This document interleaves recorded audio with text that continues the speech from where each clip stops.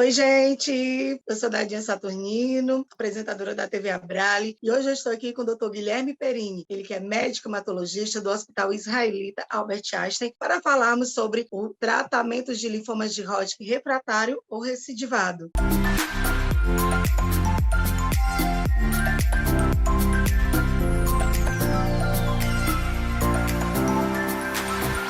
Doutor Perini, muito bem-vindo. Muito obrigada por sua participação aqui na nossa TV Abrale. Dadinha, oi pessoal da TV Abrale, obrigado pelo convite. Para mim é sempre uma honra estar aqui com vocês. Espero que a gente possa conversar um pouco e tranquilizar, acalentar um pouco as pessoas que estão passando por esse cenário de doença recaída recidivada, porque é um cenário que a gente tem muitas novidades e que a gente tem melhorado bastante a vida dos pacientes. Verdade, doutor. Então, para começarmos a nossa conversa, já gostaria que você explicasse o que é o linfoma de Hodgkin. Então vamos lá, o linfoma de Hodgkin é um tipo de linfoma que ele é caracterizado, e daí por isso que ele é a parte de todos os linfomas não Hodgkin, porque ele tem uma célula muito diferente, ele tem uma célula que é muito maior que uma célula normal, que tem uma expressão de marcadores que são incomuns para células linfóides. E aí lá atrás, um patologista, que era o Thomas Hodgkin, separou esse grupo à parte, né? Então a gente tem hoje os linfomas de Hodgkin, e a gente tem um grupo que hoje já são mais de 60 subtipos dos linfomas não Hodgkin. Mas a característica que marca o linfoma de Hodgkin é que ele pega geralmente pacientes mais jovens, ali na sua segunda, terceira década de vida. Pega pacientes ainda numa fase muito ativa, às vezes com preocupações como fertilidade, com trabalho, que são coisas que geralmente para pacientes que são um pouco mais velhos, talvez não seja a preocupação tão significativa. O linfoma de Hodgkin é considerado o maior sucesso da oncologia, porque hoje a gente cura, e isso já tem bastante tempo, na verdade, desde 1970, grande maioria dos pacientes vão ser curados com linfoma de Hodgkin, e uma minoria de pacientes vão precisar de outras terapias que não a primeira linha de terapia. Doutor, e nós sabemos que o protocolo de tratamento, o padrão ouro de tratamento para esse tipo de linfoma é o protocolo ABVD. O que é esse protocolo e como é que ele funciona? Então, o ABVD, que foi exatamente descrito em 1962 por um médico italiano, é um anagrama de 4 drogas, né? Então, adriamicina, bleomicina, vinblastina e dacarbazina. É uma químio que é feita a cada 15 dias e o número de ciclos vai depender de alguns fatores clínicos. Número de cadeias acometidas, se estão abaixo e acima do diafragma, enfim, tem essas pormenores aí que o médico define. Mas geralmente são ou 2 ciclos de ABVD com rádio, ou 4 ciclos de ABVD com rádio, ou 6 ciclos de ABVD, e aí a rádio talvez ficasse um pouco mais de lado. É um protocolo que costuma ser bem tolerado. Geralmente, os efeitos que mais incomodam o paciente são náuseas. Alguns pacientes têm náusea mais significativa. Hoje em dia, obviamente, melhorou muito, né? Porque a gente tem muito mais remédios para tratar náusea do que a gente tinha no passado. E, infelizmente, uma parte dos pacientes, mais ou menos 85% dos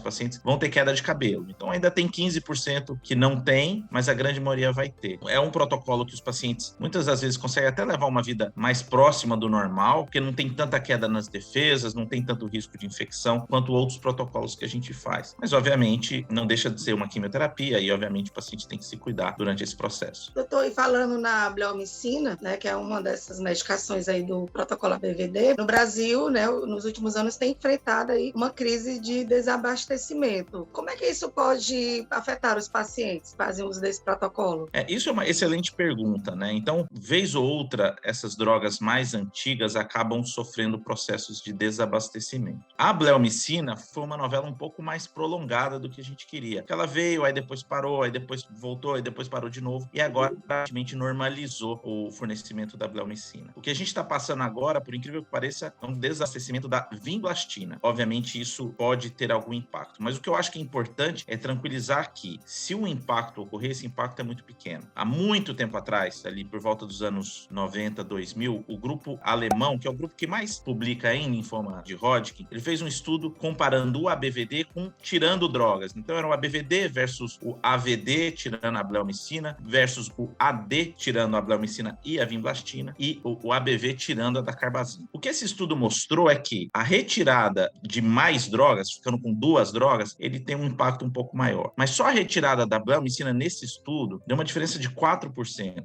de taxa de cura desses pacientes. É lógico que eu não quero menosprezar, e isso a gente tem que sempre querer oferecer o máximo e o melhor para os nossos pacientes, mas o impacto não é tão significativo. Eu sei também que aqui no Brasil, 2 centros, um em Brasília, um aqui em São Paulo, fizeram uma análise para ver se esses pacientes tratados com a bleomicina tiveram um impacto pior do que os que no passado trataram iguais. E aparentemente não foi tão grande essa diferença também, em torno aí na casa dos seus 3%. Mas é claro, como médico e como sociedade, a gente tem que brigar para que isso não ocorra. A gente não está falando que está faltando uma aspirina, a gente está falando que está faltando um quimioterápico de um protocolo extremamente eficaz para uma população extremamente jovem, que depois de tratado vai ter uma vida normal. Então a gente precisa sim brigar por isso, mas eu gosto de separar o que a gente tem que fazer como sociedade, brigar, etc e tal, mas a gente tem que tranquilizar quem passou por esse processo, porque muitas das pessoas ficam muito preocupadas, mas saibam que se houve um impacto, esse impacto é muito pequeno. A gente continua curando a grande maioria dos pacientes tratados ou com AVD ou agora com ABD, né, que a gente não vai ter a vinblastina por um período, que imagino que seja curto. Então, a chance de cura desses pacientes ainda é muito alta. Está gostando deste conteúdo? Se inscreve agora no canal da TV Abrale e já curte, comenta, compartilha com os amigos e com a família. Aqui no canal da TV Abrale tem tudo sobre o mundo do câncer e eu tenho certeza você vai amar. Confira.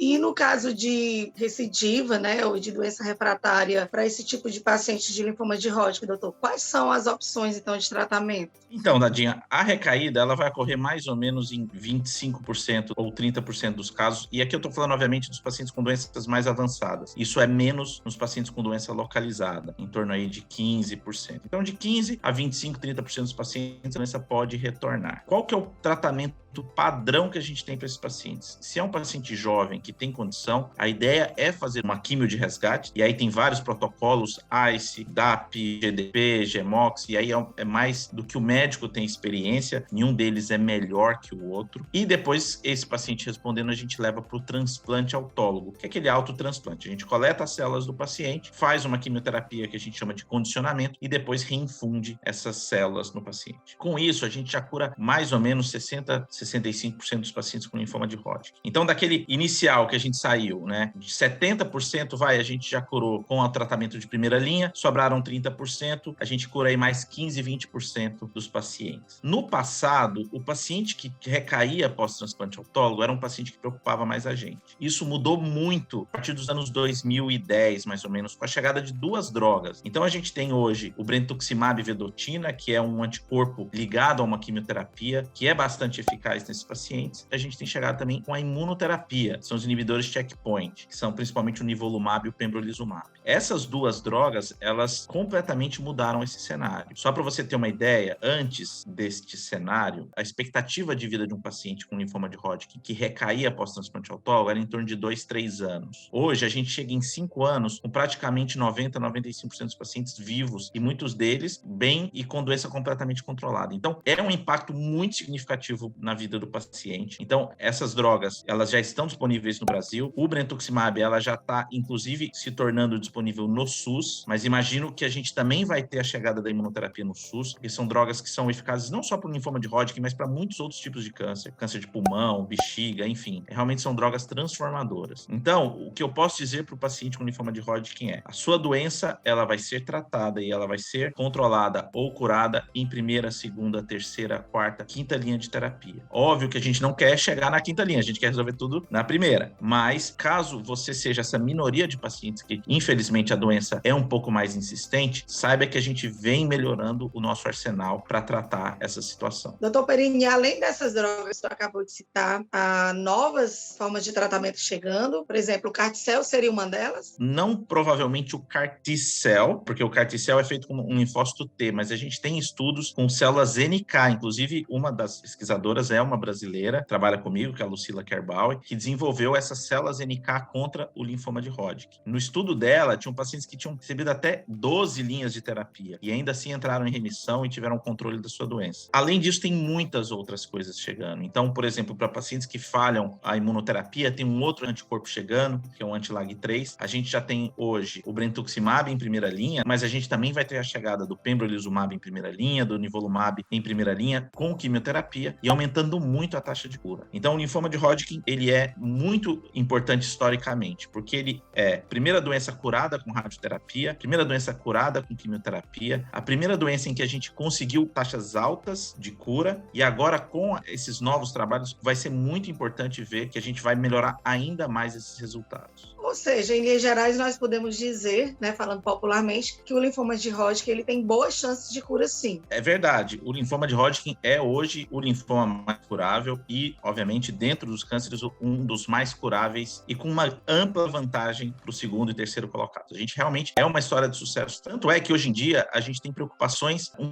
pouco diferentes. A gente sabe que a grande maioria dos pacientes vai ser curados. A gente vem trabalhando em tratamentos pensando em toxicidade a longo prazo. Porque a gente sabe que a grande maioria dos pacientes vai chegar lá. E a gente está falando de uma população jovem, a gente está falando de pacientes de 20, 30 anos. Então, grande parte dos estudos hoje, eles visam, por exemplo, diminuir o campo da radioterapia ou a dose da radioterapia, até mesmo tirar fora a radioterapia do tratamento, tirar drogas no meio do caminho. Então, aquele paciente que está respondendo ao ABVD, a gente tirar a bleomicina para evitar a toxicidade pulmonar. Enfim, a gente vem pensando em aumentar essa taxa de cura, mas, ao mesmo tempo, a gente vem pensando em diminuir a toxicidade a longo prazo. E mais do que isso, aqueles pacientes que falhavam a primeira linha e que aí precisavam de terapias mais tóxicas, às vezes quando o paciente não está respondendo 3, 4, 5, 6 linhas de quimioterapia, hoje a gente tem medicações que conseguem resolver esse problema, controlar, vou colocar o paciente em remissão com um perfil de segurança muito melhor. Perfeito, doutor. Chegamos aqui ao final dessa nossa entrevista maravilhosa sobre tratamentos de linfomas de Hodgkin. Em nome da TV Abrale, nós agradecemos aqui a sua participação, pedindo já que o senhor faça aí as suas considerações gerais, deixando aí essa mensagem para os pacientes que estão tratando o linfoma de Hodgkin. Obrigado, Dadinha. Obrigado mais uma vez, TV Abrale. Para mim é sempre um prazer estar aqui com vocês. A minha mensagem sempre para os pacientes é esperança. A gente vem sofrendo mudanças muito grandes, de uma maneira geral na oncologia, mas nos linfomas essas mudanças são muito significativas. Para você, paciente, que às vezes está precisando de uma terapia a mais, 2, para controlar o seu linfoma, para se curar do seu linfoma, se acalme e fique tranquilo. A gente está batalhando para que não só as guias estejam aqui, mas elas estejam disponíveis para todo mundo. A gente vem avançando bastante nesse cenário e pode ter certeza que o seu médico vai saber utilizar muito bem essas terapias e com certeza garantir uma taxa de sucesso para vocês. Então, doutor Guilherme Perini, muito obrigado por sua participação aqui na TV Abrale. O senhor sorri com os olhos e realmente traz essa esperança aqui para os pacientes. E se você que está acompanhando gostou deste conteúdo, se inscreve agora no canal da TV Abrale. Curte, comenta, compartilha. Aqui tem muito conteúdo sobre o mundo do câncer. Eu tenho certeza que você vai amar. Confira.